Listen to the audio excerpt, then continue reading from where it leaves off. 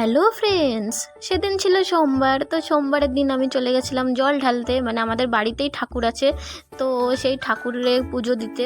তো লাস্ট সোমবার পুজো না দিলে হয়, তো তার জন্যে আমি প্রথমে চলে গেছি বেলপাতা পাড়তে। আর এই বেল গাছটা অনেক পুরনো, আমাদের পুজোয় খুবই কাজে লাগে এই বেলপাতা।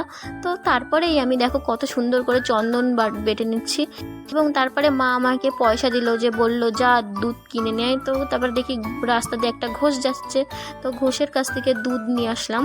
তো তারপরেই আমি বেলপাতা, চন্দন, মানে যা যা লাগে, দুধ, এইসব নিয়ে আমি চলে গেলাম পুজো দিতে। আর দেখো বন্ধুরা, কেমন জল বেঁধেছে বটতলায়। কোনোদিন এরকম জল আমি দেখিনি ছোটোবেলার থেকে, আজকেই দেখলাম প্রথম। এই বছর প্রচণ্ড জল বেঁধেছে। তো তারপরেই দেখো অনেকেই আগে থেকে পুজো দিয়ে চলে গেছে, তো বোনও এখানে পুজো দিয়ে নিচ্ছে।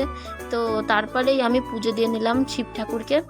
আর আমরা এখানে শিবরাত্রি করি, তারপরে শিব পুজো করি, এবং এখানে পয়লা বৈশাখের দিন বস্যি ফোটানো মেলাও হয়। তো সেটাও তো শিব ঠাকুরেরই মেলা। তো এই দেখো, এই যে বটগাছ আমাদের, আর এই যে চণ্ডী মন্দির। আর এই চণ্ডী মন্দিরে বড় করে আমরা চণ্ডী পুজো করি, সেটা হচ্ছে ফাল্গুন মাসে। আর এই চণ্ডী মন্দিরটা মানে তৈরি হয়েছে 2005 সালে, আর আমার ঠাকুরদাই তৈরি করেছে এই মন্দিরটা।